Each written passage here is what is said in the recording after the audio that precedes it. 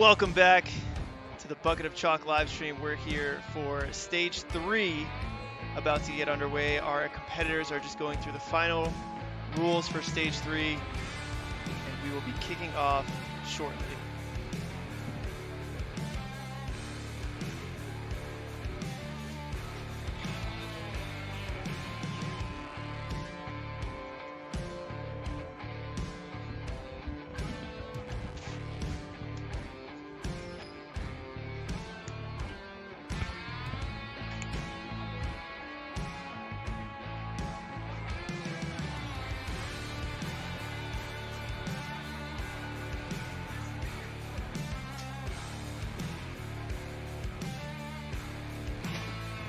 Yeah, I feel so fancy. Let's see if we can take a quick look at our run order right now. Oh.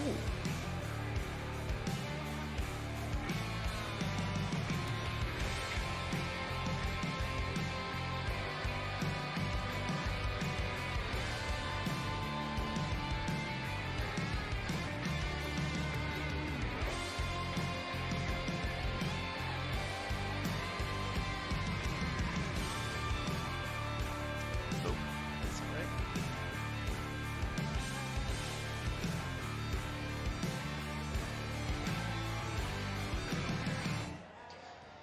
Well, here is our run order that we've got so far. Elena Borges kicking things off for us. Ava Colasanti in second. Isabella Wakeham, Melissa Anderson, Taylor Green are going to be our top 5 runners here on stage 3. They'll be the first to tackle this brutal course put together by Kaden Lebsack and Max Feinberg.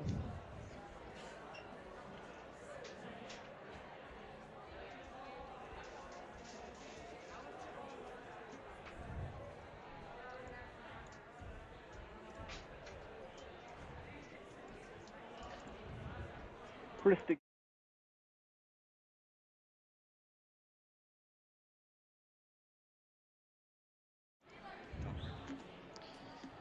So looking down further in the list, we'll take a look past Taylor Green. You can see Nick Moore, Vance Walker, Phil Folsom,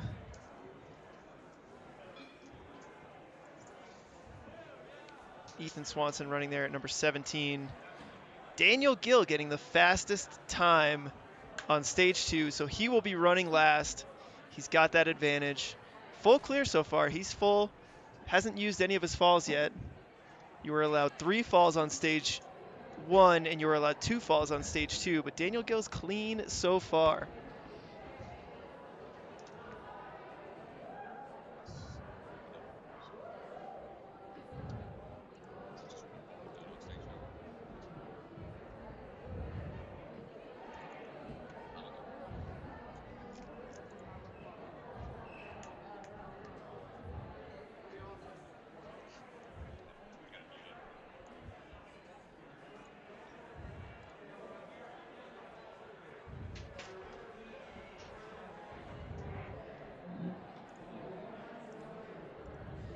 Call Krista Ganji.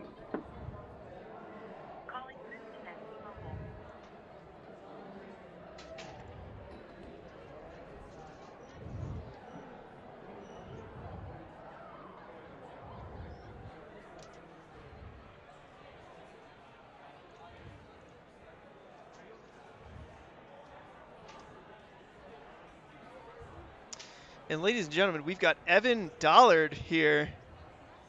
Evan Dollard is going to be joining us for stage 3. Evan, let me know if you can hear me. I can hear you. Can you hear me?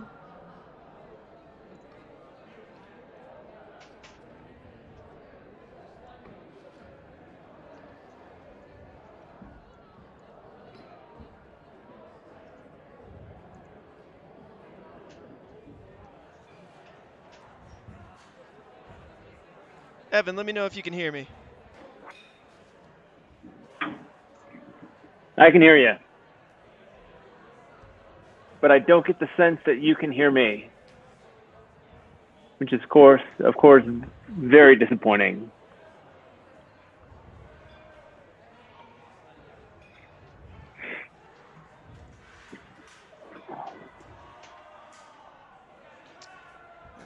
1 second here. There it is. Hey, Evan, are you there? I'm here. Can you hear me, Chris? Oh, perfect. Hey, it's happening.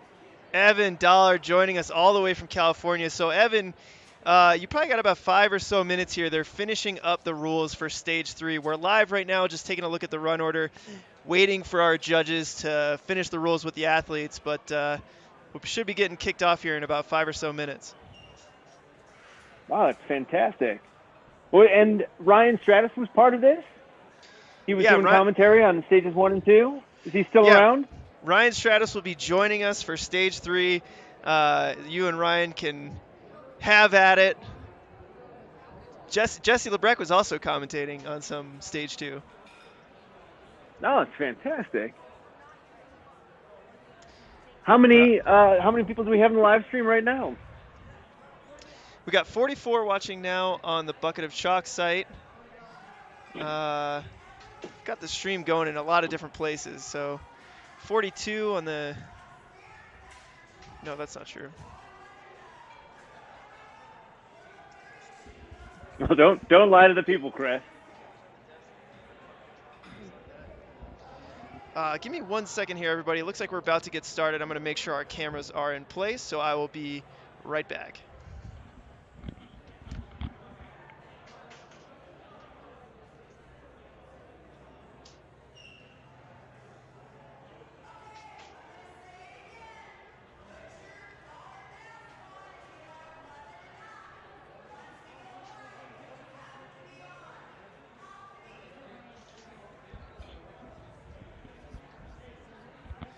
So, Evan, just to get you caught up on some of the action so far, it's been an interesting course. So far, Daniel Gill has really been impressive. Cleared Stage 1 with the fastest time with 0 falls.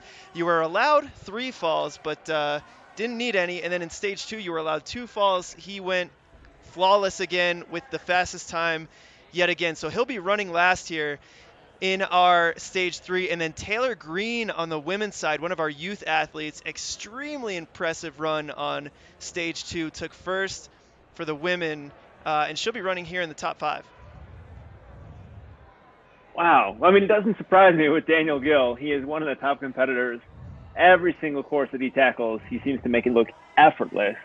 So that'll be exciting. Now, how much did the falls play, having that 3 fall and then the 2 fall option, play into who we see in the lineup here for Stage 3?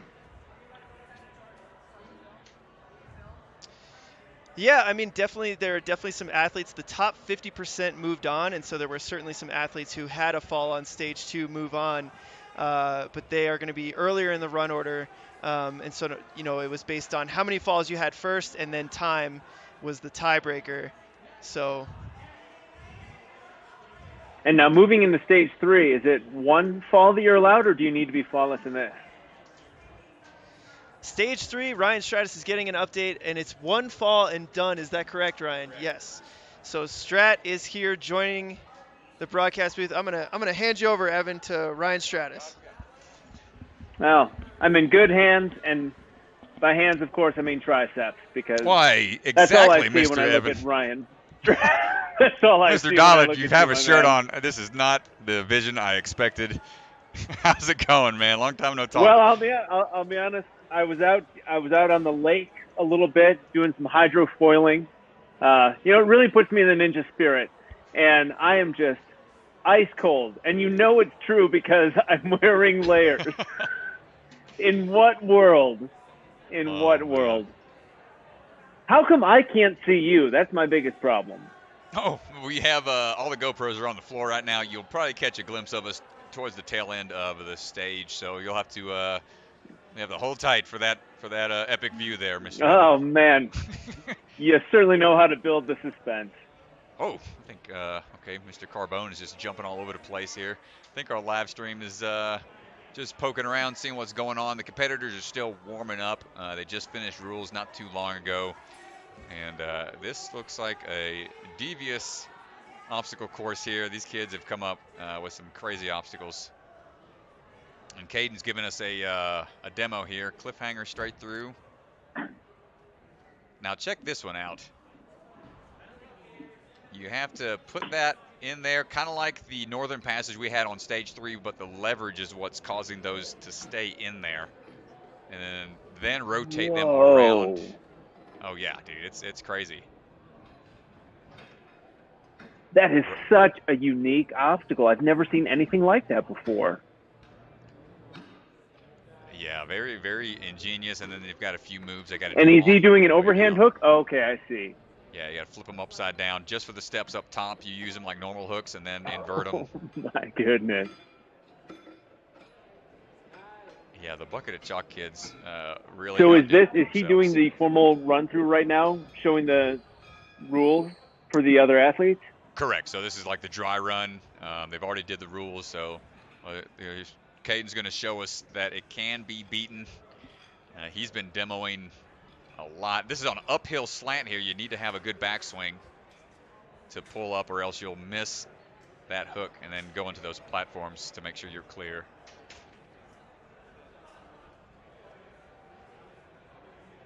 Wow, so those hooks really play a role in completing 2 of those obstacles in a row.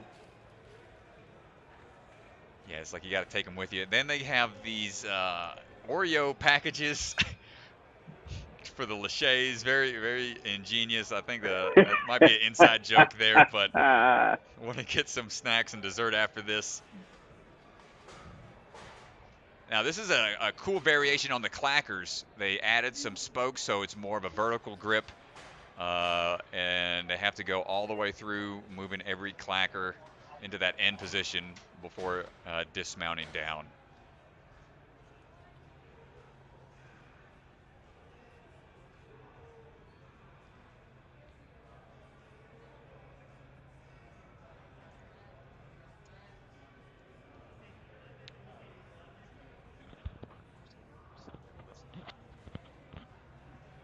Now, these are some pretty devious obstacles here. They have to only go on the ledge there. They can use the tops of the slopes for those big cannonballs. But then onto these cannon pegs. If you notice, these are attached to the lightning bolts, so they kind of rotate and they'll tip over. And then you have to make your way, still using some tiny ledges, onto this fat nunchuck and slide all the way past the black in order for that to be a clear. I'm going to get some obstacle names here in a little bit so we have some official verbiage we can use for these obstacles. And then this is our final one. They have to utilize this unique hold that Stronghold's come up with, where it's just so pumpy because you have to just rotate the holds until you reach a certain point. There's some red tape that you can make out there. Pretty big distance because you don't get much off of those rotations. Barely getting any, but it's got to go all the way up past the red tape. Caden's had a long day here demonstrating so many obstacles. It just shows how strong he is to be able to still get through everything and run the event. Very impressive. All these Bucket of Chalk kids, and there's the slight hiccup, which will make that one kind of tricky.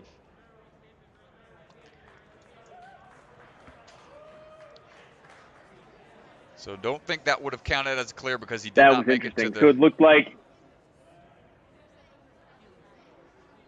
Go ahead, Evan. Sorry about that. There seems to be a little delay here. No, you're good. You're good. A little bit of delay. That's going to keep happening, and there's nothing. I have no problem with you interrupting me, Ryan Stratus. That's the right that you've earned after everything you've put into this sport, and the world, really. Oh, thank you. It was interesting, that obstacle, that little hiccup there, as you said. It looks like once I'm going to do my best to fumble through the explanation here, but essentially the ropes that it's hanging on, they are twisting around the bar, the PC pipe, as he's going up. And if you have it askew, or if it wraps sideways, then you run the risk of unraveling and not completing. Is that correct? I believe so. The sides are, as you saw, if it wrapped around to a certain point, then it won't wrap anymore, and then you're pretty much stuck dead in the water. They might tweak it to determine maybe let's lower the red tape to a easier spot to prevent that malfunction from happening, because you hate to see, an obstacle like that, and that's exactly what it looks like Mr. Intensity himself is trying to do, or maybe he's just trying to make sure they're even so it doesn't happen. But it seems that red tape might have been lowered just a little bit to make sure that unraveling doesn't happen by accident, because you don't want that for sure happening at the very end of a course run. Yeah, no kidding. I mean, you look at someone like Camden with all his upper body strength and grip strength, like he is a powerhouse athlete. So now you mentioned it, he's had a long day himself, but all of these athletes, having reached this point, stage 3, have had a long day. And with as many suspended obstacles as there are in the stage 3, it's going to be tough to make it to the top of that final obstacle. There's no question. Yeah, it's definitely been exciting to watch. We haven't had a multi-stage gym competition like this in, man, I don't even remember the last one that was held. So it's great to see, the U3 really embrace kind of what the spirit of the show was originally about. Just a lot of hard work, and really shows the community come together and put in the effort, and a lot of effort when you're doing multiple stages like this.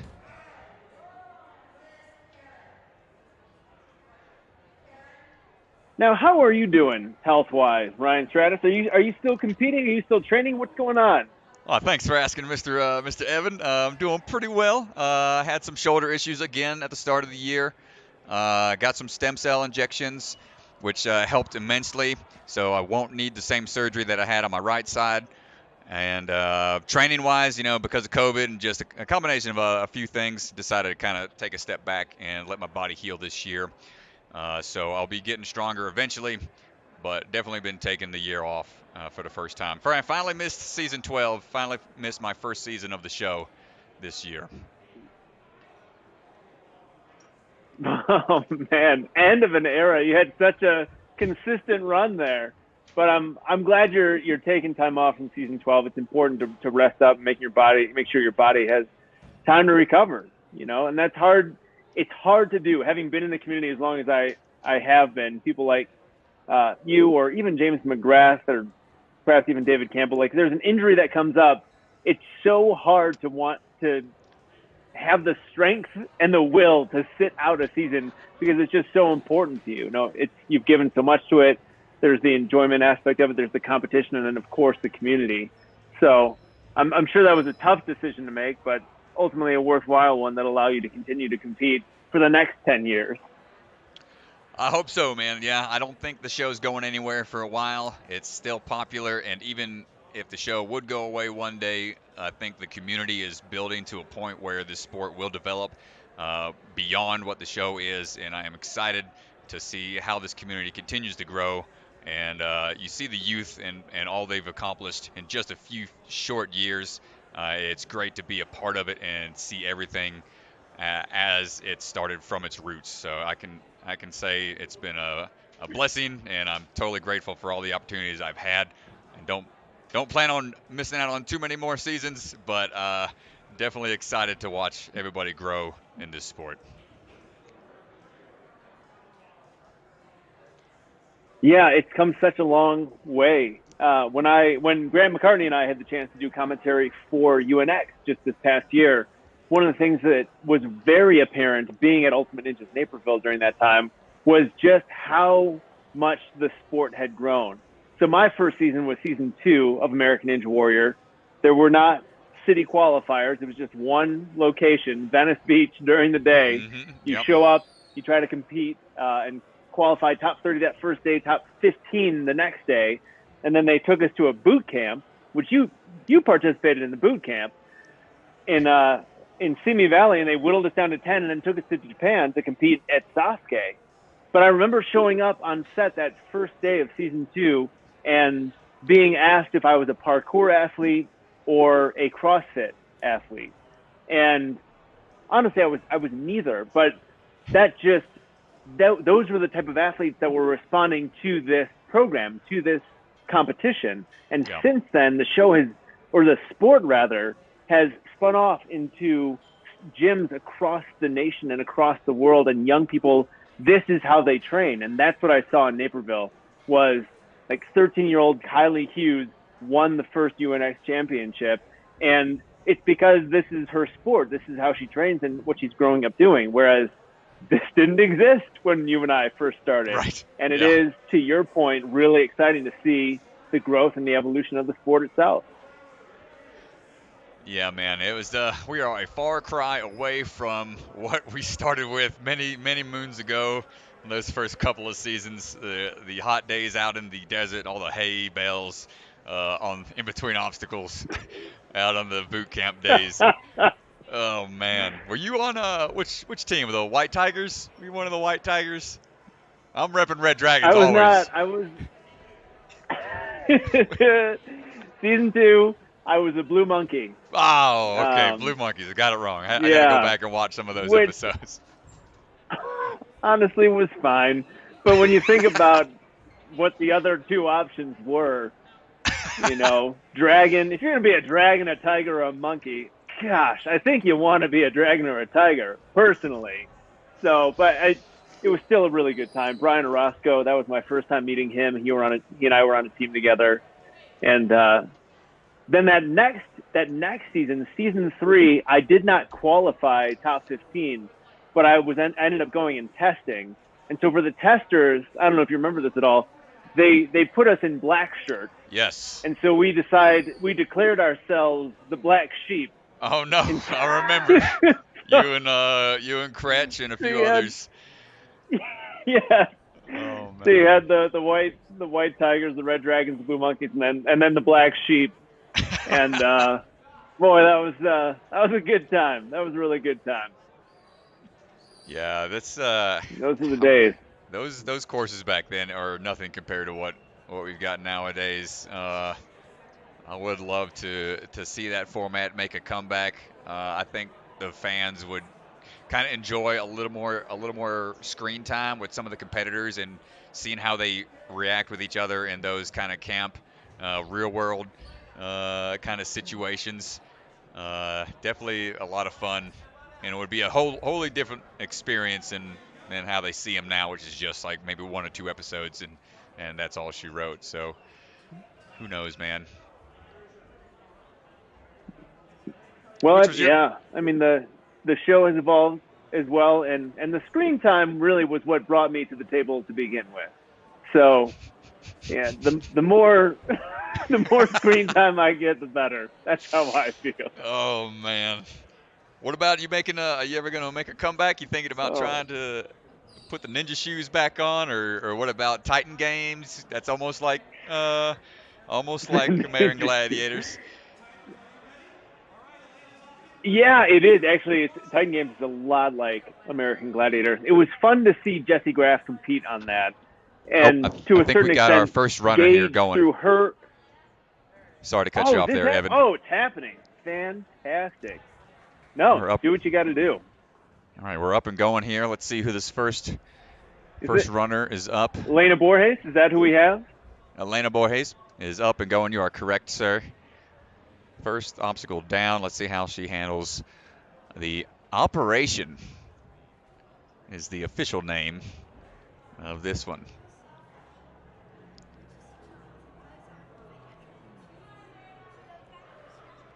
Wow, even that starting platform, you can see her legs are shaking. There's not a lot of stability to get started, and you want something. What you want when your hands are already compromised, you want a sure footing, obviously, with your lower body, if possible. And it looks like that the start of this obstacle does not give you either. No, well, it's got to be definitely going to be questioning the right hand position for this, because it's such a weird motion to be able to lock that into position and making sure it's stuck in there. I can speak from experience on that little step back, and that's all she wrote. Man, she just couldn't. She just stepped back. Couldn't get the pressure, couldn't trust that first hold I think just being able to really fully commit and get that weight leveraged in there is going to be, you know, the key to getting a good start on that one.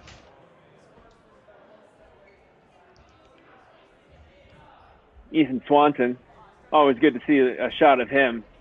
But yeah, Elena Borges, obviously she's been one of the top competitors within the sport over the last few years, and she's competed very well at the UNX Championship Series. So it's fun to watch her get out there again. But she's got unfortunate exit there, but she's got so many years of competition ahead of her. Not worried about her at all. So For great sure. job, Elena. All right, Ava's up now, going through the cliffhanger here. Usually you see cliffhanger later into stage 3, but they're starting it right off the rip here as like a warm-up lap, which goes to show the Bucket of Chalk course designers not holding anything back on stage 3. Let's see how she handles this operation here. Just got to get that thing locked in. Yeah, no, it looks like the trick.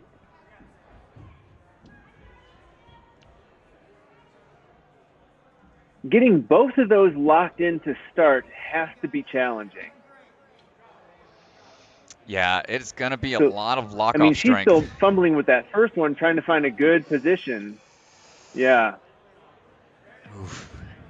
And this is something I doubt anybody's ever tried. This is something brand new I've never seen besides the variation of the Northern Passage. But it looks like she's got the first one in and already into the second one. Does she have the lock-off strength to unhook that first one? Wow, look at that. She's so close. Almost gets it in there. Yeah, she dropped it down, held onto it with her leg, tried to get a different hold on it. I'm on pins and needles here because this is stressful to watch. Yeah, she's been hanging on by one hand for so long, and that's it. Boy, it's a great try. She looks, rightfully so, a little disappointed there to go out so early after making it so far.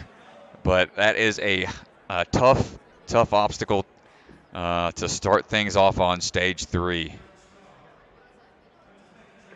It is tough, and it's one of those things that I think is the most perhaps maddening but alluring aspect of the sport, because every obstacle course is different. And as the sport evolves, as we talked about before, these gym owners and these course creators are always trying to push the boundaries and seeing what they can do creatively to really challenge these athletes and take them to the next level.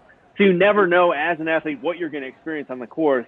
And this obstacle in particular is so challenging. I've seen nothing like it before, and I don't, as you said, I don't think a lot of these athletes have either.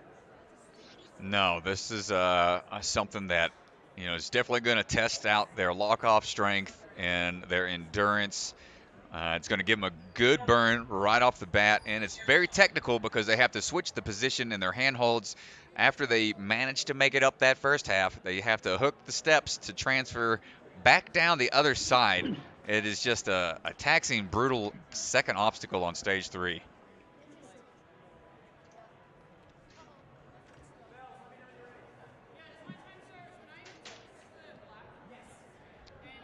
I'll tell you, Evan, I am glad I am back in the commentating booth and not having to face this course right now. This is outside of my wheelhouse. Oh, my goodness. This is a perfect time for you to be resting and recovering. Very much so.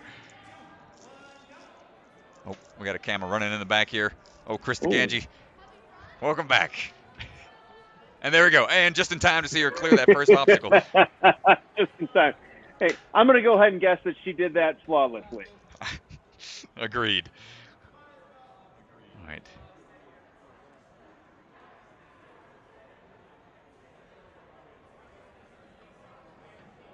Now it looks like I don't have the stats in front of me right now, but it looks like she has a little more height here than perhaps the other two competitors we saw before her. Because look at that, she can fully extend and lock those two holds in without having to do a lock off for that first move. And look at this. Fighting through, you can hear the crowd all the way back here cheering for her. and directly onto the hook. And takes a big breath there, controlling her breathing. Impressive so far. First one to this point. Let's see if she can handle the down moves. Making sure that leverage is holding that cane in place. Oh, look at, wow. Oh my gosh, and she saves it as it comes out of the hold. Operation success. Holy smokes, dude. Oh man, I think we were both holding our breath a little bit there. That was absolutely fantastic. So much fun to watch her, and way to hang on for the ride. Like, she gritted through that obstacle, and the first athlete here on stage 3 to make it through operation. Beautiful move onto the shuffleboard is what this one called. She had the right amount of momentum to make it all the way through there. 3 obstacles down so far.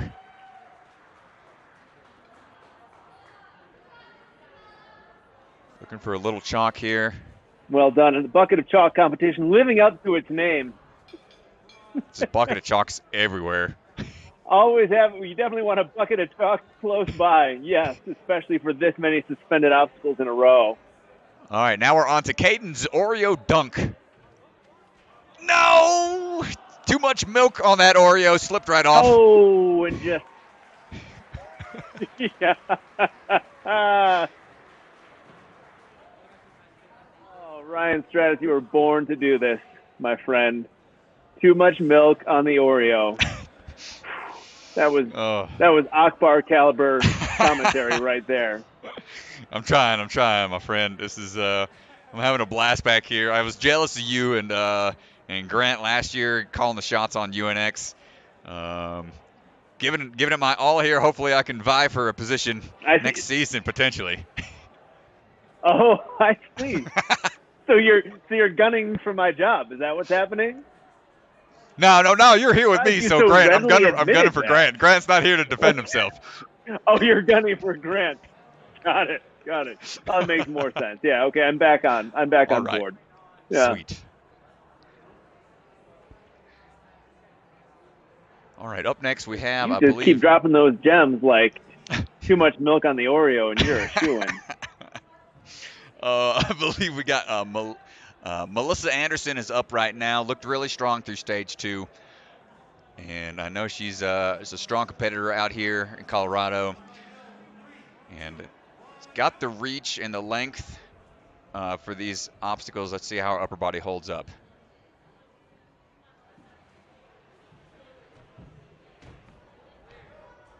Nice big lache to the landing platform. Looking very comfortable so far.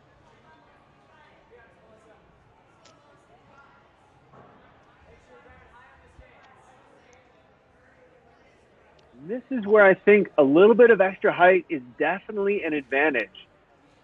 Sliding that first hook in and able to, with her feet still on the starting platform, slide the second hook in really gives you some grounding to start this obstacle. And look at that lock off. Good pulls here. Oh, look at that. Oh, my goodness. Even pushing off of the lower one to try to get that hook up a little higher. Ooh, let's see. Oh, no, not enough. Not enough leverage there.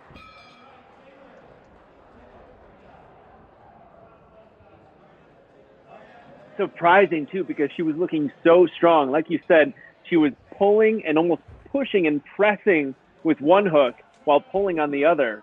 And it looked like she was going to just annihilate that obstacle. But it goes to show you just how tough it can be. Yeah, it's a sudden change of where that leverage is at. That's exactly how I went down on stage 3.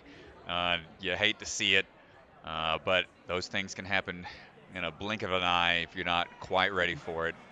So we're going to see next competitor up here is Taylor. Taylor is flying through stage 2. A strong, younger competitor who's been putting in the work over the years. And let's see how she handles the start of this crazy, crazy stage 3.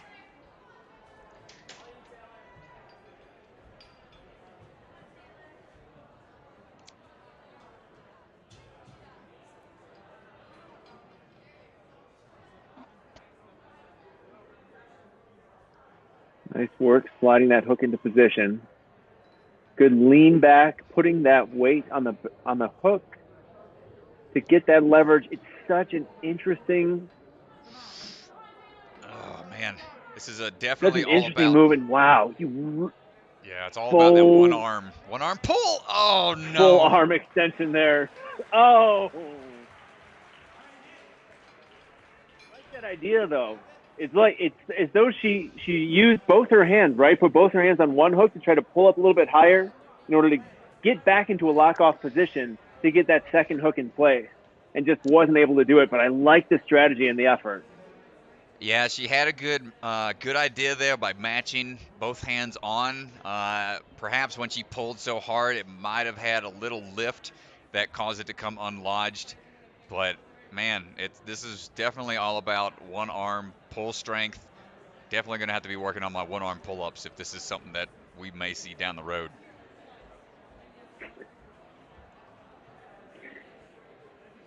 Now, I'm curious, Ryan, what your perspective is. Now, this is the first stage in this competition where the athletes don't have a fall to give. So in stage 1 and stage 2, you had falls to give, but now for the first time in stage 3 here, you do not have one. Does that elevate your mental game, or does it give you anxiety as an athlete? Well, being one and done is always a little more stressful on a course when you know you only have one chance to clear an obstacle. And here we got Nick Moore on the course right now, and seeing if that's going to affect his mental game at all.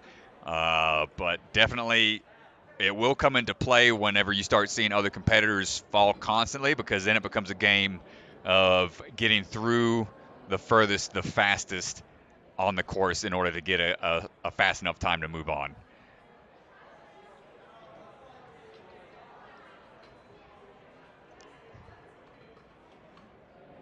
And they're having a little bit of difficulty with that lower hook.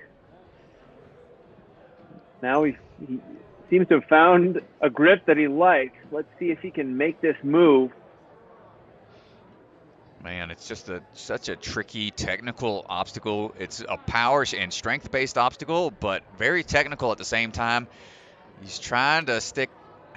Man, it can be frustrating when you're up there too, because if things aren't working exactly like you're expecting them to, you just start second-guessing yourself, and it can be really tough. Nick's struggling here, but he's trying to fight through it. Oh, so awkward. He's reaching over his body while hanging on by one hand. Oh, and that's it for his run.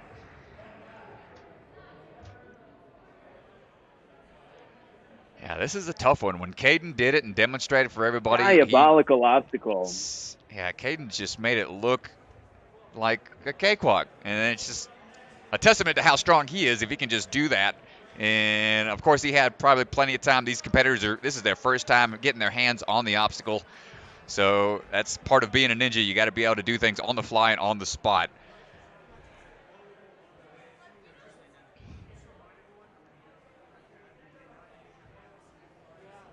Up next, now, you were talking earlier Walker. about how when Vance Walker, let's see how he does. Now, when you see other athletes fail an obstacle consistently, sometimes in the sport you call that a ninja killer obstacle. Yes, where you see these athletes, that's the one that keeps taking people out. And it can get in the heads of the competitors, at least in this one, because they have a chance to see how the other athletes are doing on the course. And you have to be careful of your mindset when you see one particular obstacle like this one that he's getting on right now, taking other athletes out. You have to have an iron will and a real control of your mindset so you don't let that get in your head. Exactly. Anytime you start seeing somebody fall on something, you almost want to just look away so it doesn't affect your plan of attack. And it's tricky because you want to see the beta, you want to learn from other competitors, but then you don't want what somebody else did affect your plan of attack if it was something that they did that you were planning on doing. If that made sense. Oh, there's a lot of talking in circles, but Vance Walker, I've known this kid for a long time. It did make sense, Ryan. I only got distracted by the arm strength, the lock-off strength. He's doing one arm pull-up to eat. It's smooth. that's what's so startling about it. Like, Dude. It takes so much upper body strength to do what he's doing, and he is making it look effortless right now. I've known Vance. He was one of the first students I was training out at Ninja Quest. He is impressive right now. He's trying to think through his dismount strategy here, though. He looks like he's going to try to get a lower hold here. He was going to be one of the competitors on Season 12 before COVID happened, but looks like he's going to make it through the same way the other one did. Oh, my gosh. That was close.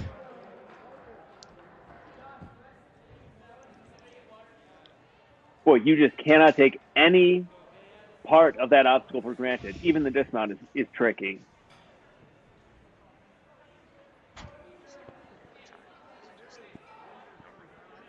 And then immediately using those same hooks to get into our next obstacle here. And right here, swinging, building momentum to swing one-handed.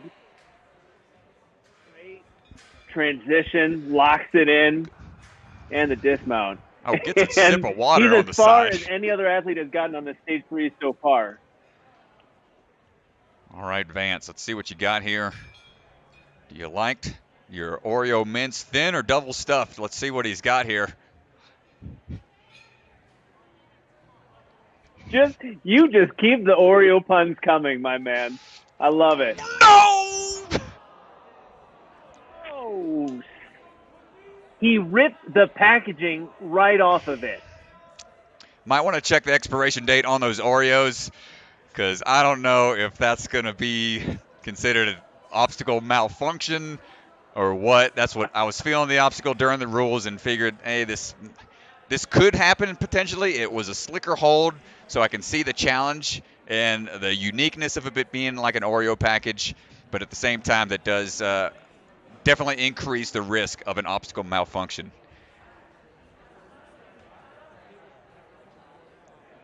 Well, it's a fun idea. I love the novelty of it. Oh gosh, he's got another one standing by.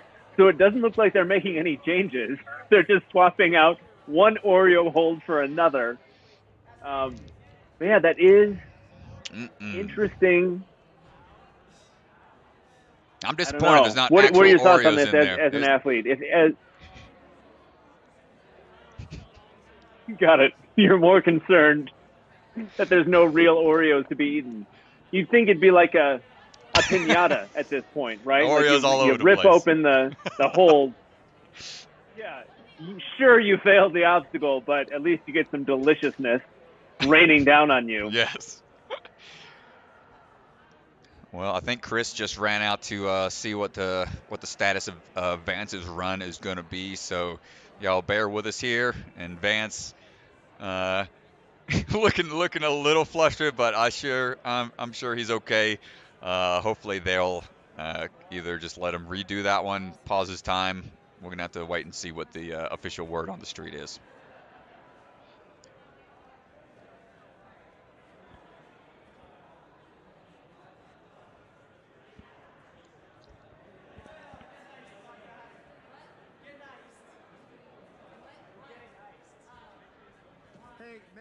Now, where are you calling this from, Ryan? Are you actually at the event right now?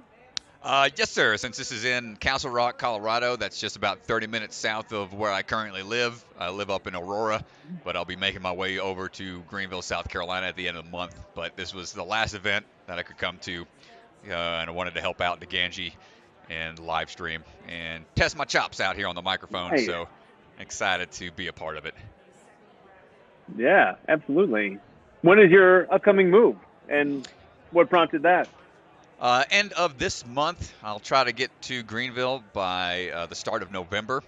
It's just a little too expensive for me out here in Colorado, and majority of my ninja gigs that I was getting booked for, majority of those were happening on the East Coast. So just to make it a little easier to get booked, figured I'd go ahead and move back, and I'll be closer to family and friends back over on the East Coast. Oh, that's nice. Yeah. And how can people book Ryan Stratus for the next event? Let's just plug you right now. Hey man, I appreciate that. Yeah. You can find me on ryanstratus.com. I got a great website. It's got a lot of my history on there. A lot of my runs are posted. People can email me there or on my Instagram. But RyanStratus.com's got a bunch of my merch and things like that. But DeGanji's back with the update, so I'm going to let him go ahead and chime in here. Breaking news from the sideline. I was just down with the judges, Max Feinberg and Caden Lebsack, and I got word from Max that they were concerned that the Oreos would rip apart, that the packaging wouldn't be strong enough. So that was a concern that they had. They're trying to decide now on whether or not Bids will get a rerun, or if it was the athlete small that they tore apart. They're trying to make that decision now.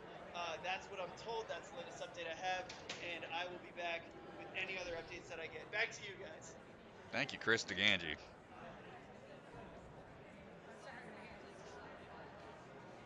Just a consummate professional, that Chris DeGanji. And a great face on him as well, if I don't say so myself. It'll be interesting to see what the final word is going to be. You hate to see it as a competitor when an obstacle potentially malfunctions like that, when you think it's no fault of your own, and to see your run, slip out from your fingers. But sometimes that's how the cookie crumbles.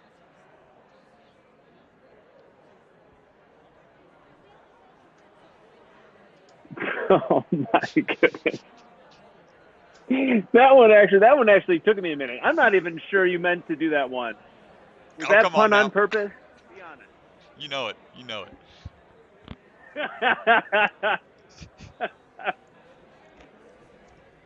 I got on right here, Ryan, is what you got there? American Ninja Warrior hoodie. Oh man, that's a season 7 edition right there. This is season 7 edition. Yeah. Classic apparel. You can't get pretty those serious, anywhere else. Pretty serious business. Limited edition. You really can. Yeah. But for the right price, you can get this one. I'll auction it off for a good cause. It's going to be high. It's going to be. Go. Don't want to part away with the good yeah. merch. And the cause is my continued life in California.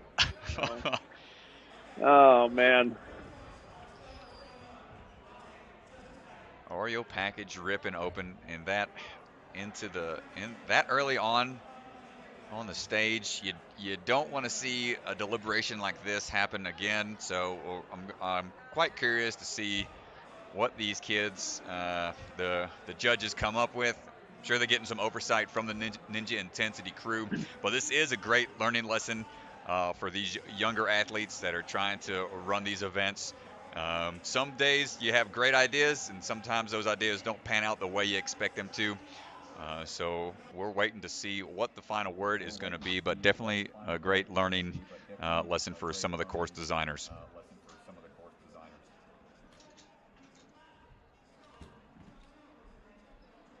Now, have you ever designed a full course for a competition? Oh, multiple. I used to run several out of Ninja Quest. I ran the National Ninja League World Finals in Season 3 alongside a lot of the other coaches in Ninja Quest, and several competitions here in Colorado as well. So definitely a challenge. It is not an easy job. You want things to run smoothly. You don't want hiccups like this to happen. And when they do happen, you got to be able to figure out how to adjust fire and continue on with the mission as best and as efficient as possible.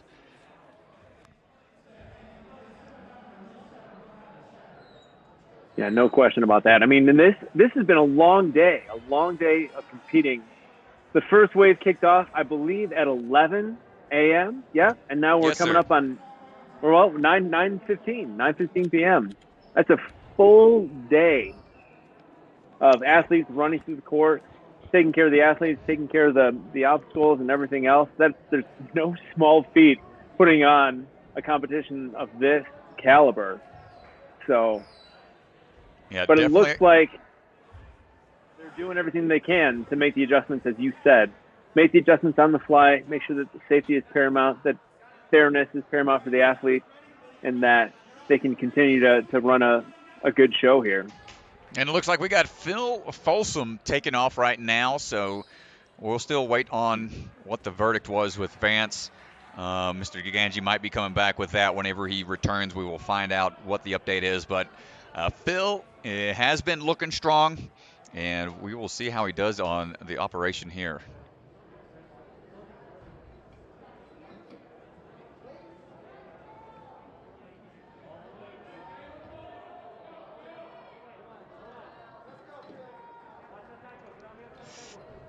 Wow, nice a little bit. quick move there. Oh. Just couldn't quite get those hooks in I deep love enough. it. Staring at the hook in his hand, wondering what went wrong. That's exactly what I would be doing. All right, Chris DeGangi back on the microphone with some updates here. Let's see what Mr. DeGangi has to say. All right, guys, well, I was out on the floor and I heard from our judges there was an announcement made. It looks like Vance Walker will be getting a rerun due to the malfunction of the Oreo packaging, but an announcement was made that going forward, athletes will not get a rerun. If it happens again, it's on the athletes to make sure the bag does not rip. Back to you guys. Thank you, Chris, for that update there. We'll be seeing Vance later on, I'm sure. Up now we have Barry. Barry's running right now. This is one of Jake Murray's teammates who got brought back from the brink of destruction, making his way back after Jake won the Power Tower. You'll see him in the semifinals starting on Monday night. But right now we're getting all the action we can here on Operation.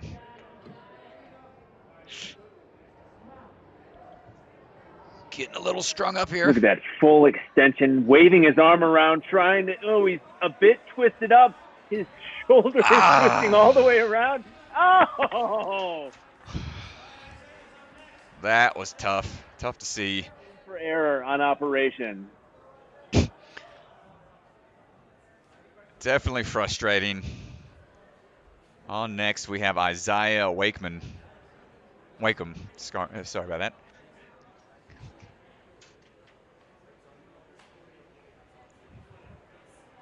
Now, Operation, is this obstacle named after the famous board game?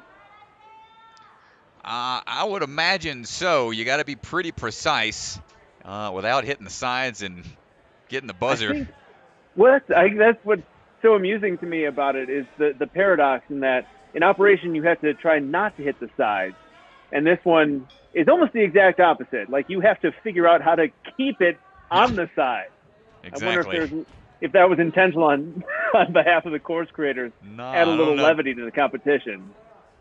I don't know if those youngsters ever even played that game, but I'll have to quiz them on it later. They do. They've been playing it their whole young lives. They've just been doing it wrong. They thought making it buzz was the purpose of the game.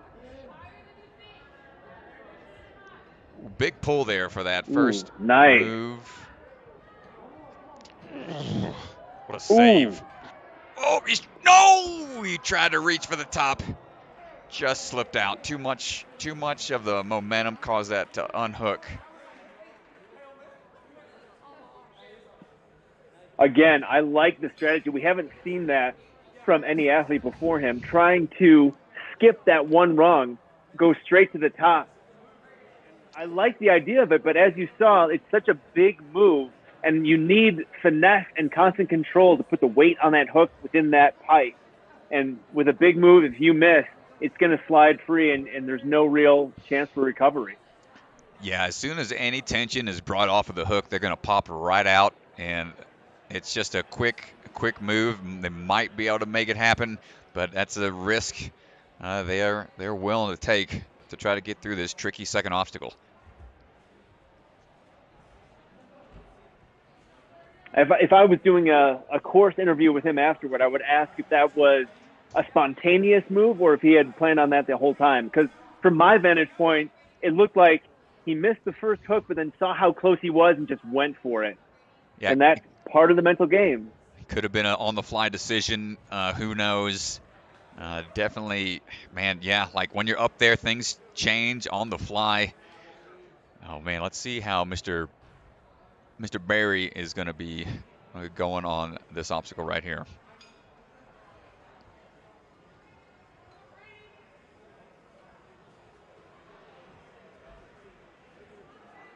Or Brady Parks. I'm sure he accepts your apology.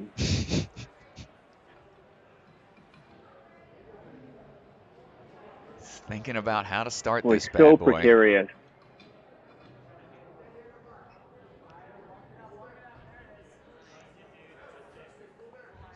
Got to unhook just a little bit, making sure he's got enough room for that other hand to come out and try to get a little height here. No, just slips out. Oh, man. Brutal first couple obstacles here. Kai's up next. Kai Ackel. I'm trying. I haven't been keeping track on my end, Ryan Stratus. Have there been? I always just use your full name. I think I've been doing that ever since I first met you. I don't just call you Ryan. I don't call you Stratus. I just just Ryan Stratus. It's just so easy to say. But I think he's the third. I think we've only seen 3 athletes make it through this obstacle thus far.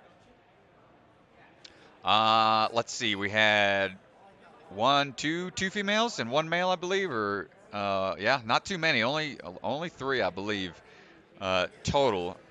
I can't remember quite off the top of my head. And I don't have the run list in front of me, but how many athletes are qualified for stage 3?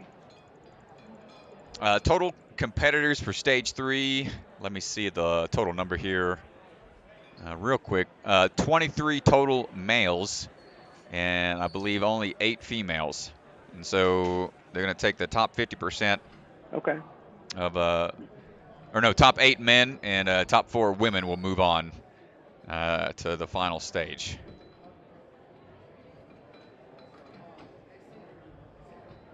Here we see Jake Murray give it another good test run. Is this Jake Murray that I see? It is Jake Murray with the. That's right. He's wearing some flamboyant clothes out here, rocking the pinky and the brain mask. But showing us his skill here. Great lock-off strength. Oh man, I'd recognize those fluorescent compression capri pants anywhere. Oh.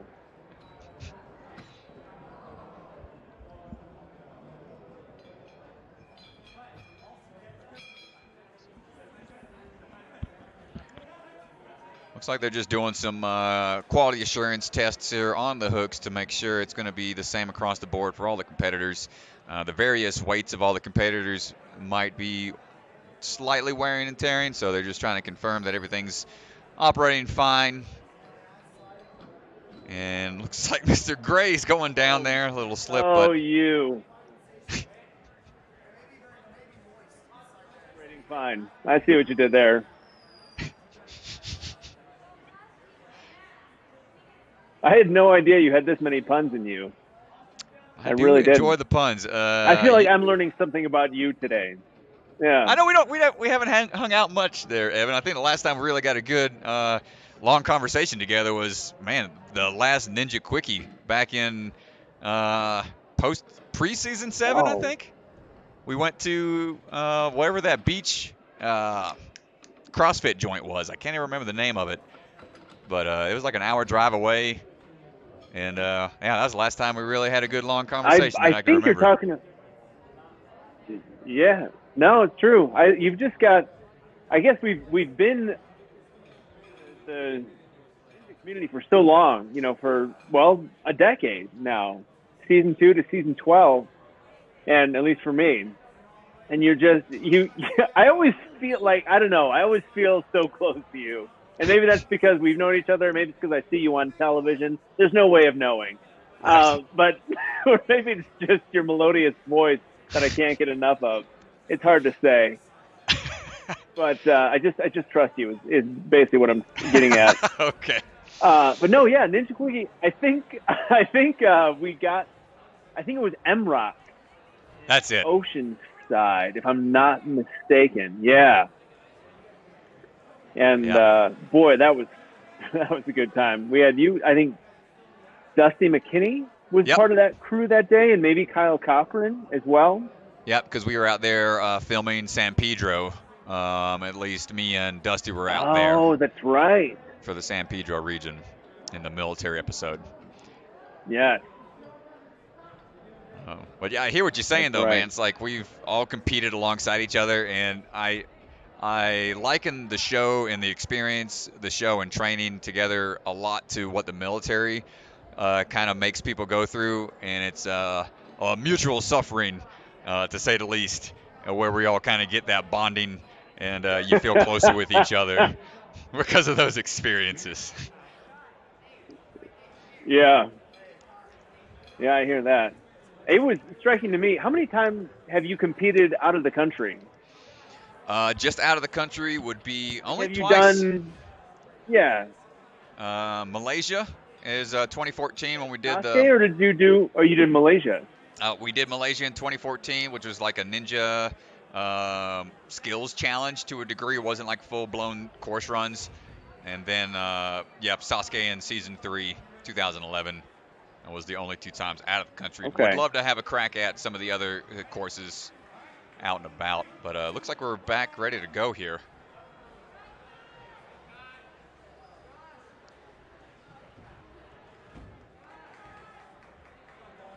Oof.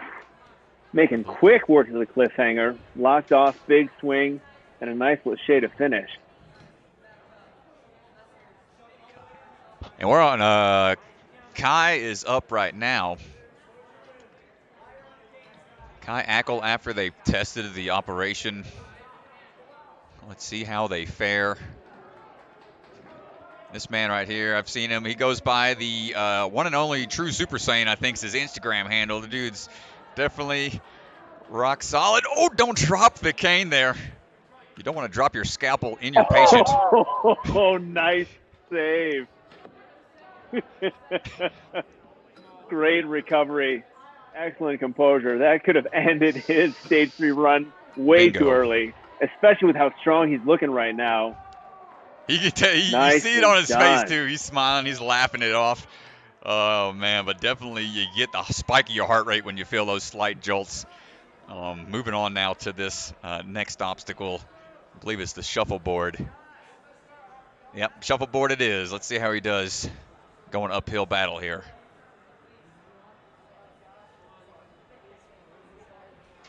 Yep, looks like he was confirming with the course judge there, making sure he could step on the red to get started. And they gave him the official yes, you can. Misses that first hook, misses again. Couple extra swings here. Finally locks it in. He's got to have a good amount of momentum to get uphill. And have the accuracy to stick the landing. Okay, good. Wow, and transfers off. Great job. Really well done. All right, so you got to be precise on these Oreo packages. You can't rip them open yourself. Got to stick the landing as best as you can. So far, so good. And from there, working his way straight onto that small landing platform. Got to be real precise. Great job. Furthest competitors so far. Wow. That is such a precise landing, especially with a precarious hold like that. Those big holds are no joke.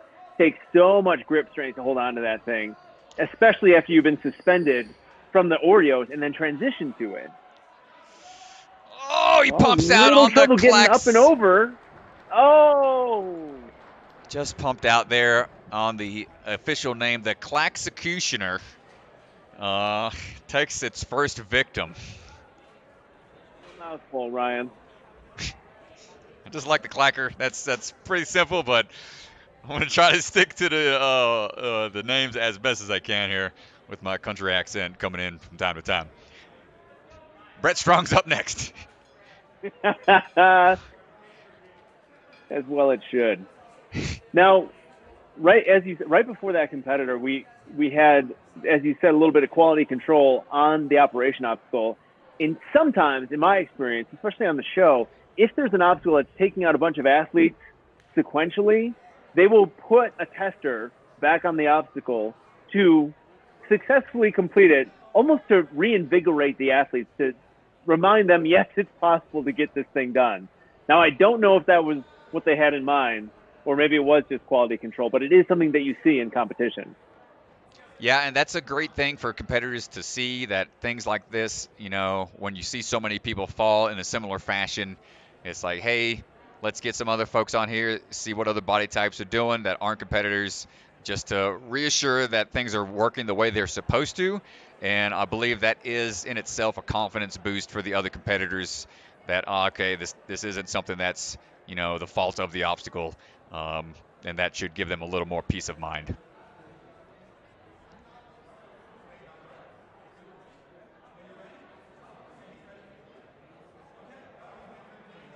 Although in my case, I think every exit from American Ninja Warrior has been the fault of an obstacle. I mean, if I'm remembering correctly, I don't recall ever having a personal failure. It was always an obstacle failure. That's no good.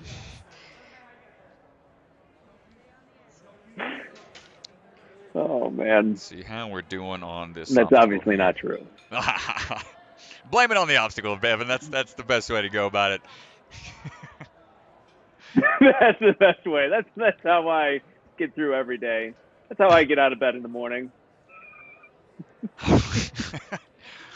All right, let's see Brett and see how he does here. Brett Strong, the strong last name. How is he going to manage on operation here? Trying to make sure. Oh, got enough leverage. He wants to reinsert that first one. Extension. Dude. Good lock-off strength here, pulling all the way in. So much time on obstacle right now. There it is.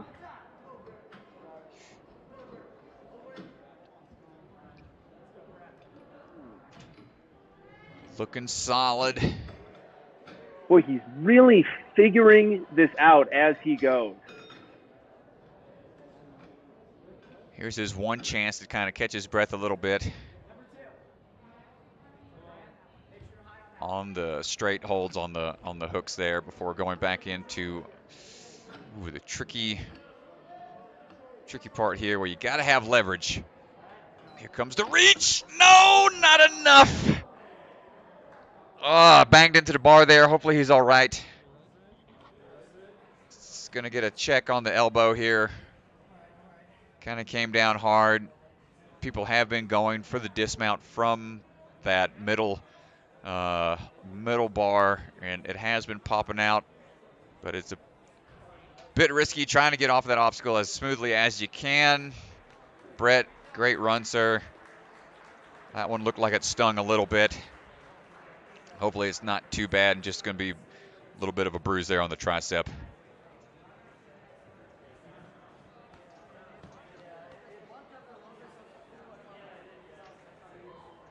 And Evan, I'm not sure if you're still there or not, but it seems I've lost the feed for your camera. Audio might not be coming through, Evan. I'll check with Mr. DeGangi on how to get you back in the mix here. Ryan Stratus, I am still here. Just give me one moment. Excellent. Okay. As long as you are, don't leave me in the dark, Evan. I'm scared of the dark.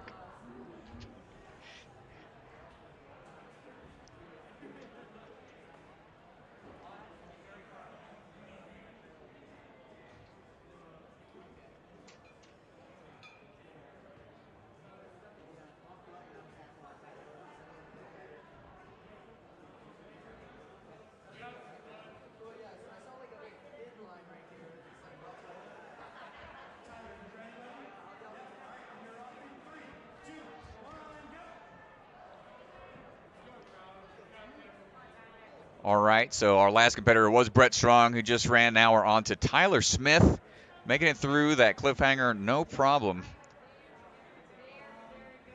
Making it through the first obstacle onto a tricky operation here.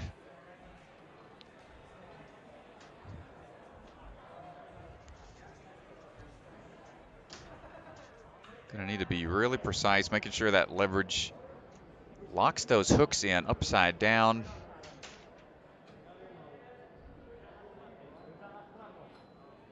Gets the first one. Has the middle one in place, but now here comes the tricky part where he has to be careful. Doesn't want to have too much momentum or else it's going to slip right out. Nice try, Tyler Smith.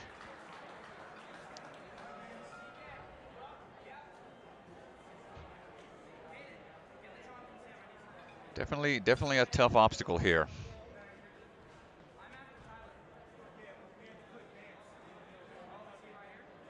All right, we got visual again, Mr. We're back Evan. in action. Awesome.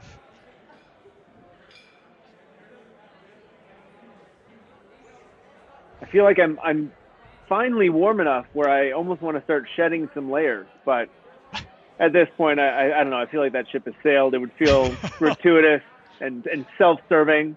So I'm not going to do it. But I just wanted you to know I was thinking about it. Excellent, excellent. Good to know. Save it for when you're back on the show, for when it counts, Mr. Evan. Yes. Yeah, when it counts. That's definitely when it counts. All right, we got Tyler up now. Talked with this young lad a little while ago upstairs when he was swinging by my merch table. Appreciate the support from this guy and excited to see how he's going to do here. Smart move here, wiping off the tips of the hooks to make sure they're not going to slip. First one I've seen do that.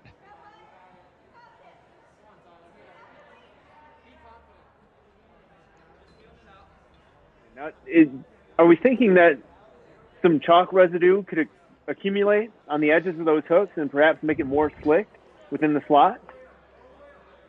Potentially. I mean, if he was trying to clean the tips just to make sure it's going to have enough friction, it's a smart move. And let's see, I think they're allowing resets potentially on the ground. Just shy of getting that third one in place.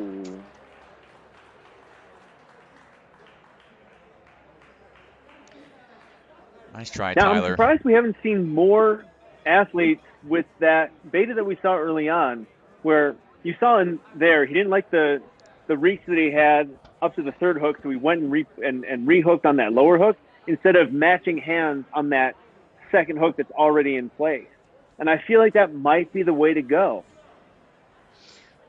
Potentially as an option to try to get a big pull and reach to the hooking portion of the obstacle to kind of get off of those risky, slippery sections of the upside down positions that those hooks need to be in. Who knows? Not many people have figured out this puzzle quite yet. But we're going to see the rerun from Mr. Walker, Vance Walker, who looked pretty calm on him last time. And I think he is ready and raring to go. And not wanting to rip open any more Oreo packages tonight.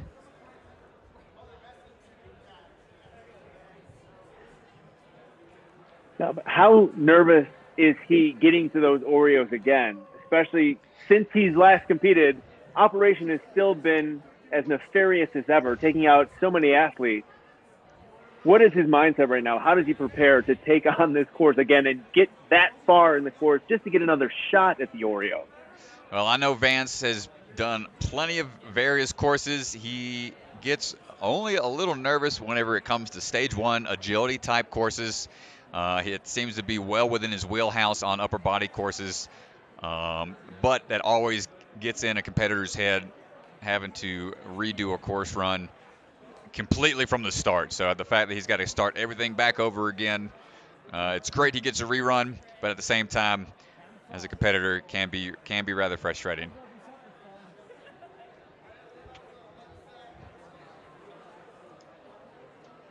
Any word from Chris DeGanti as to why we're taking this little pause? Let me check real quick. Chris is right here.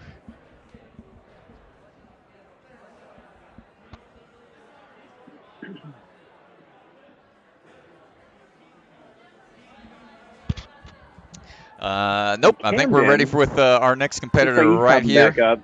Might just, probably just a quick reset of a few things here and there, making sure everybody's in the right position. But Elijah Browning is up next. Coming all the way from Nashville, Tennessee, I believe, is where they are out of. He's been doing competitions for a long time. Let's see how this man's reach is going to play into this obstacle. Yeah, again, I don't have a stat sheet in front of me, but it looks like his reach is incredible. Like, quite the wingspan. Look at that. He's nearly putting that hook into the third slot with his feet still on the starting platform. He's taller than me now. I remember seeing him when he was brand new in the game. Height advantage. He has definitely got the reach, but not the technique. Tough break, Elijah. Still an impressive run. He was leaning too heavily on, obviously, yeah, incredible athleticism, but leaning a little too heavily on his wingspan and his height rather than the technique needed to get through that obstacle, especially with something that requires a very specific tension on that hook in the slot. But you've seen him come up in the sport, it sounds like, and he's obviously a phenomenal athlete, making it to stage 3 today. So there's going to be more to come out of some pretty fantastic performances, more to come out of him, I'm sure. Most definitely. Looks like we got Mr. DeGangi back from the field, our field operative. Let's see what he has to say. All right, guys. Well, I was just down talking to our head judge, Caden Lebsack, and I have an update on the Vance Walker situation. Vance was about to approach the starting line when he was informed that this would be the run that counts. So whether or not he fell on the cliffhanger, that's the run that would count. He would get a score of 1 obstacle, and he wouldn't get the score that goes all the way to the Oreos. So they weren't going to take the best run. They were only going to take that next run. And so Vance decided, since he's still in second place, not to rerun. Because if that rerun ended up worse, then his score would decrease. So they were not going to do best run. He was going to get only that second run, and he decided himself not to take the second run. He's still sitting in second place, and we'll see how the competition shakes out. Back to you guys. Thank you, Chris DeGangi, for that update. And Ethan Swanson is in action right now.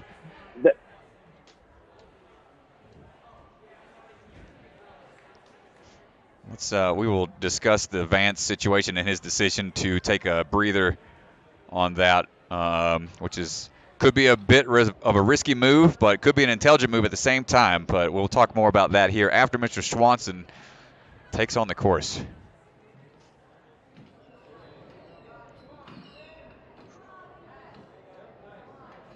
Wow, very high up on that hook. Look at that grip. He's all the way at the top.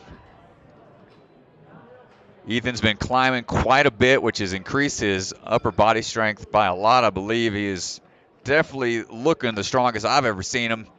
And let's see how he handles the down moves here. Here's where it gets a bit tricky.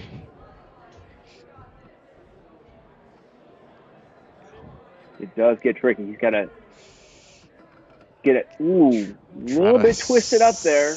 Don't get too much side-to-side swing here is going to cause that momentum to unhook those hooks here. What's he want to do? It's going to be tricky. Really loading the weight onto that obstacle. Spending a lot of time on this obstacle. Good release there. Come on, Swan. Let's make it safe. And he clears it.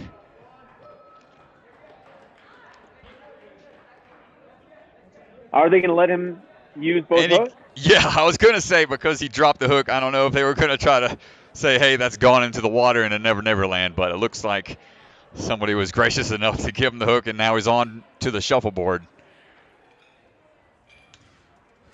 Yeah, Ethan was putting on a clinic of composure and patience throughout that course and really exhibiting where he's at as an athlete. I mean, he truly is improving year after year, not only in his course design, but obviously also as an athlete. And right there, it shows you exactly why. Something wasn't working. He maintained his composure, had the strength in order to make those corrections and then complete the obstacle. Big backswing. Getting the swing belt, grabs right where he needs to be on the Oreos. So far, so good. And now he's got to still land on that small sliver of a landing pad. Just lost the grip. Oh, slipped right off. I have to think that the time that he spent on operation, I wish I had a stopwatch in front of me. He spent so much time suspended, and it is just tough because the grip strength in your forearms, it's like a meter that's going up, really, when you're pumping out. It's like you're running out of strength. And I think if he had made a few more quicker corrections on operation, he might have had enough in the tank to make that transition. But man, he just continues to impress. He's one of the best athletes in the sport right now. And well done, Ethan. Well done. That was a great run by Ethan. It might put him in the towards the top few runners to make it that far. Landed the grabs on the Oreos, but couldn't quite stick the dismount. But up next, we've got Levi Enright who's approaching that start line next. But yeah, the Vance situation where he decided to let the dice roll to see if he's going to stay in that position. Could come back to bite him if some of these other competitors make it further, faster on the course. Well, that was going to be my question, is does he have the option to take that second run later on should he lose his placement, or was that his one shot at taking a rerun? Great job by Levi through the cliffhanger, but I believe, Ethan, that was his only opportunity to either do the rerun or accept where he got on his first run. So it was either one or the other, and I believe that's where he decided just play the hand he was dealt and see if that's going to be good enough to move him on to the final stage. Got it. Yeah. Well, as you said, it might come back to bite him, but based on how challenging this stage 3 is and how well he did to make it to the Euros in the first place, I think there's a good chance that we'll see him advance to stage 4. Hopefully so. We've got Levi going right now here. He's gotten through, made a big move off of that, the first couple of holds there. Now he's working his way down, looking pretty strong here and controlled. Nice lock-off strength. Look at that lock-off. Just stalled in midair effortless. with that 90-degree hold, one-handed. So much strength on display. Yeah, getting through that obstacle with that lock-off power, it shows he's probably going to have the endurance for later on here. Just the efficiency at its finest there. And let's see how he handles this shuffleboard. Need to get up this track. And the accuracy needed, very good. Nicely done.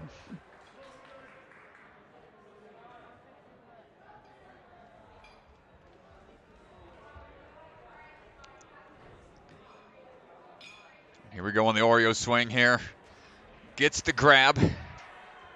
He's got to transfer to that cliffhanger and make the dismount still to that lower platform for that whole obstacle to count. Sticks the landing, almost stepped off, but he holds. Ooh, close one. Great balance. Good correction there to make sure he stayed on the landing platform. And here we go on the Claxecutioner. Let's see if he can be our first athlete to make it through this obstacle. A slight variation of the Clacker. Traditionally, you would have your handles out to the side and just utilize those, but now you're in a vertical grip, which makes it a little trickier and taxing on the grip because you're not able to hang on to just a normal handle.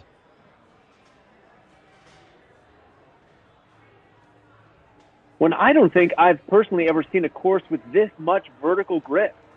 It's pretty unique, and he makes it through, first athlete to do so. Good job, Levi. He is now leading the charge for the remainder of the athletes on uncharted territory here. And this obstacle, let me see the quick name on it. Ooh, got it. Little ledge, not enough grip. Oh. Did someone say pump is the name of this route? And rightfully so, because you're pretty much pumped out by the time you get to this one. Only allowed to use those small ledges on those cannonball holds, and then the big slippery ones you can grab onto the top, but that still isn't much, not very forgiving. So that is definitely a pumpy next to last obstacle. I have to say, Ryan, I think you've just revolutionized the sport, because the obstacles have always been named, but the courses themselves or the stages have not. And can you say pump is a great name for this stage 3? And I think every competition moving forward, the stages themselves need to be named. And I think you need to be the one to name them. You have to give the credit to the Bucket of Chalk kids. They're the ones that came up with all the obstacle names. I do love coming up with some catchy titles when I can. But all credit goes to the Bucket of Chalk crew. And we're on to Mr. I believe this is Nolan. Nolan's on the course right now through the cliffhanger. And Paige the doctor, it's time for another operation. There he is.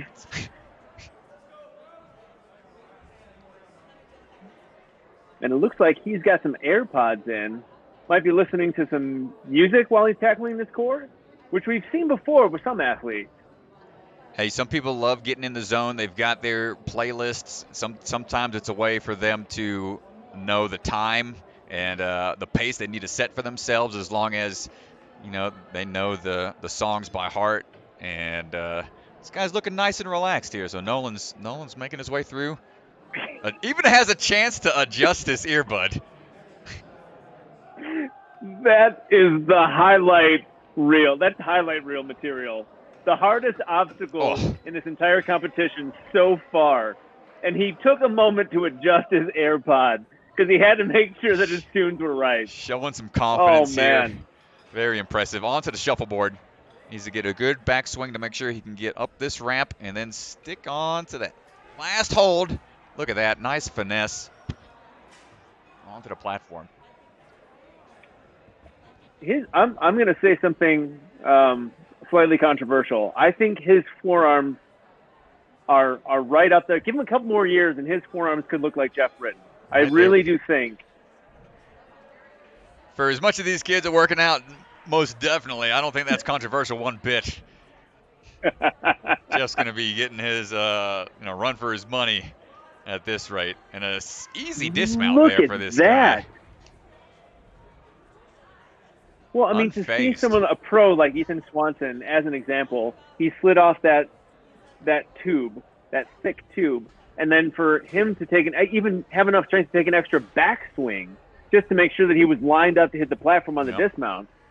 He easily the strongest competitor that I've seen tackle this course today.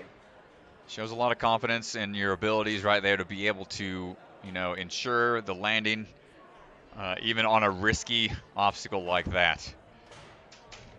He's making short work of the Clack executioner here. On we go to did someone say pump? One of the phrases. Getting tongue tied here. Too many obstacle names. Too many. I don't think this guy's pumped at all. I think he's looking around for a little chalk or maybe a little sip of water. There we go. Get that man hydrated.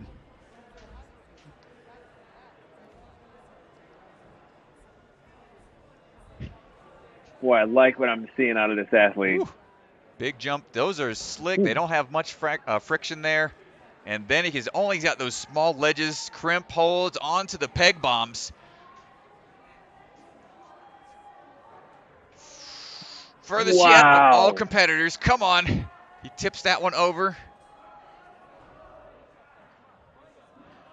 Oh, he's got to go back up to the peg. He left it on the cannonball, and unfortunately he can't correct. You can see he's disappointed in himself. Yeah. Obviously a little smile on his face, but he wanted to do a little bit better.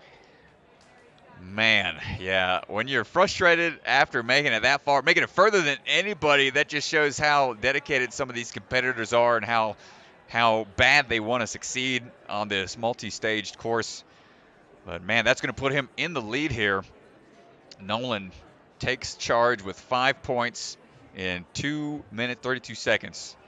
And we see Vance is fifth place, starting to get lower, possibly to that cutoff point as these other competitors run. And we still have 4 more competitors, so it might be close.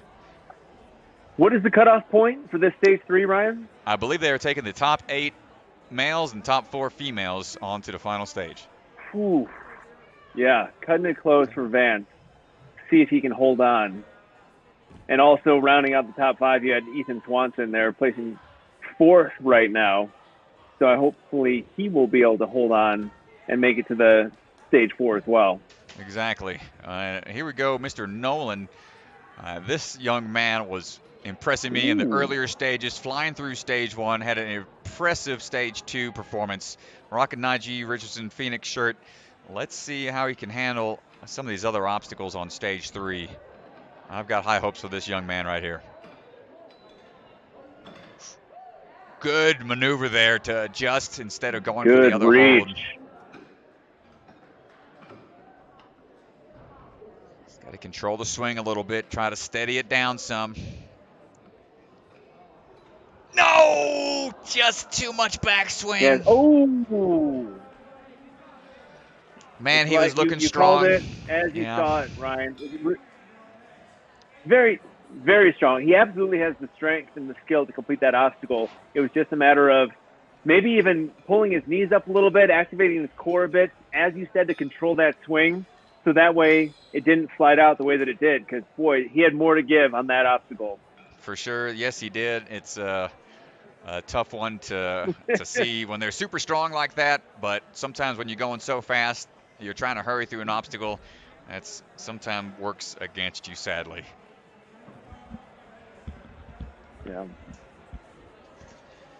Well, Evan, I'm tagging in for Ryan here because this is one of my closest training partners, Cam Baumgartner, extremely strong competitor. Saw him on A&W this year, and he punched a ticket to the semifinals. Nicely done. Well, he's looking very composed in that first obstacle. I like almost like a quarter lock off. He wasn't fully extended, but he didn't have that full 90-degree lock off, just maintaining enough to have control and still conserve some of that upper body strength. Yeah, lock-off's certainly one of Cam's strengths. I expect this obstacle to not be a problem for him. Oh, no. Oh! He drops the hook. Is there any... I mean, that's an athlete error, right? That's just it. He can't continue the obstacle. Yeah, unfortunately, that is an athlete error. Man. He's not allowed to continue. Nobody's going to hand him that cane. And that is so unfortunate because I'm telling you, Evan, this guy has so much more left in the tank than what we just saw. I believe you, no question. I mean, even the effort that he put into those first two obstacles and just how composed he was up until the point that he dropped that hook, it seemed like he was a very strong competitor. And this is the thing, the sport is growing. He's continuing to develop as an athlete. There will be more opportunities in the future. Yeah, absolutely. And now we're on to Caden Madzalin. This guy has looked very impressive all day today. If you've been following the Bucket of Chalk competition today, this is somebody you're watching out for who can take that money.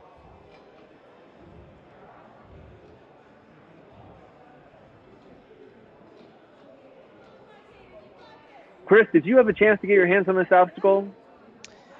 I did not get a chance to get my hands on this obstacle. I got my hands on stage one, and it went terribly. Ooh. I find that hard to believe.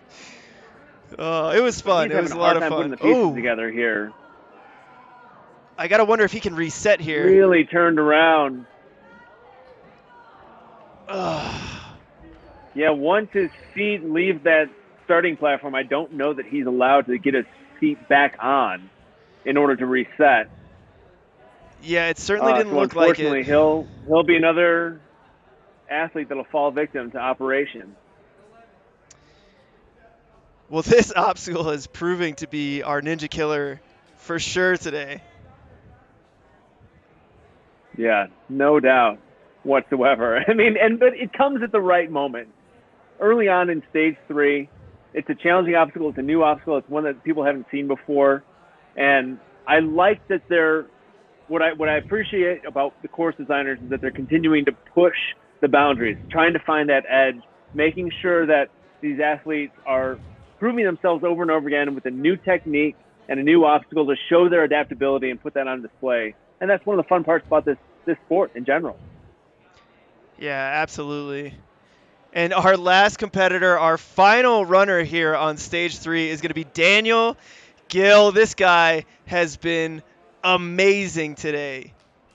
We'll see if he's got it in him to get through operation. Daniel Gill,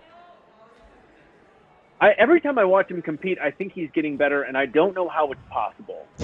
Like, how did he manage to improve upon the last time? Because he's always so fast, so strong, so smooth, very composed. Like, every aspect of his game is incredibly strong, and he is just a pleasure to watch. It's just a pleasure to watch him compete.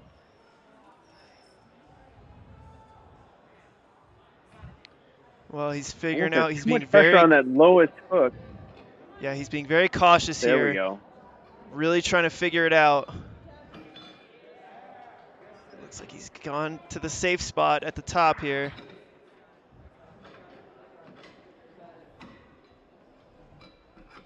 Ooh, hold on to that cane, Daniel. Swing. I really want him to control his swing, bring those knees up a little bit. There he goes. He heard you. He did. He did. Oh, wow, skipping. The subtle voice of the Rocket. Skipping on the way down. Oh, my gosh, that is the first time we've seen that. Well, I have not seen one athlete do this obstacle the same way. Any athlete that's completed it has done it a little bit differently. Ooh, knocked that hook around, didn't quite make it, but after one swing, makes the correction, locks it in. Well, he's got a lot of swing here, making his way through the shuffleboard. Gently places the cane at the end there. He had swing to spare. A lot of momentum. Better than not enough, though, especially when you're going uphill.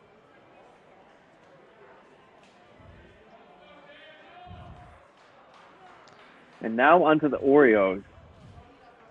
Yeah, this is Caden's Oreo dunk. Oh! Daniel Gill goes down. Oh, a shocking exit for Daniel. Now, we were just looking at the leaderboard, Chris. Vance Walker fell at that same spot, and he was, I believe, in 5th place when we saw him. I'm not sure is he just doing this again for fun to challenge himself? Yeah, this looks like he's doing this for fun. This certainly doesn't count, but okay. We're going to go ahead and pull up our leaderboard. I just wanted to make sure for the viewers at home. Right, yeah, he's just doing that for fun. But let's take a look at our leaderboard. So on the women's side, extremely impressive. Isabella Wakeham taking 1st place, getting 3 points. The other 4 women struggling, with operation, not being able to get through an extremely difficult obstacle that took out plenty of ninjas on both the men and women's side. But let's go ahead and look over on the men's side. So in 1st place, Nolan LaJoy is going to take it. Oh, sorry about that. Nolan LaJoy is going to take stage 3. Let me get my sorry.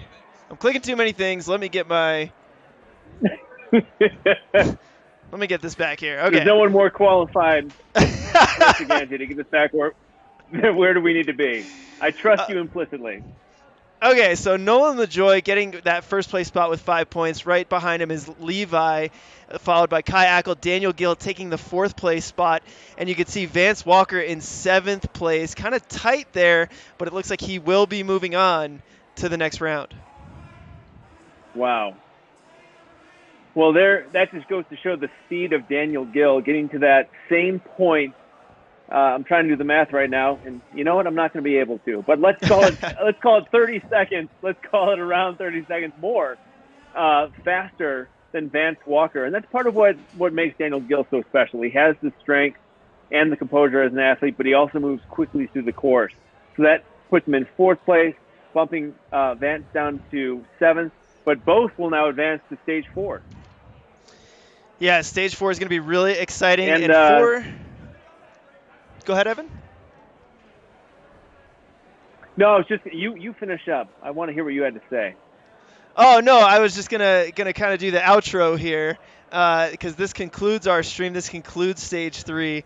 But I wanted to give a huge thank you for Evan for joining us here for stage 3, and Ryan Stratus on the cast. You guys are absolutely epic. So I really appreciate you guys out here on the stream. Great chatting with you, Evan. Yeah, no, I appreciate you having me. Line, my friend. Have me, man. Take it away, Mr. DeGangi. Yeah, Ryan, we need to have more conversations, if only so I can bask in more of your puns. Because I'm ashamed that I didn't know you had all that in you. And yeah, we need to make this a more regular occasion. So thank you for the opportunity. Yeah, Ryan certainly has a lot of pun potential. Oh, there he is. Hey, Chris, there can only be one. Oh All right, man. well, No, that does it I for our. really do appreciate you having me. It's been an absolute blast. Really appreciate Evan. Seriously, thank you so much for coming out, brother. That does it for our Stage 3 stream. We're going to cut the stream here and start a new stream for Stage 4, which will be happening in a few minutes. We're coming back for Stage 4. We're going to end this epic day and see who comes out on top on the men and women's side. I'm going to read off some of our sponsors because without them, this would not be possible. Castle Rock Cryo Care, Biagi Bros, Copeland Precast, Peakview Dental, the Ninja Master app, Stronghold, WIPFLI, Hire and Company, Our Way Pools, Bucket of Chalk, Strike Movement, the Ninja Passport, and Zimmer Biomet. Thank you so much for helping us have this epic day, bringing all these ninjas together. It has been a blast, and we are about to come to an epic conclusion in Stage 4. So we're going to cut the stream now. Be sure to come back to the Bucket of Chalk Facebook channel, YouTube, to watch and see who takes it home for this Bucket of Chalk.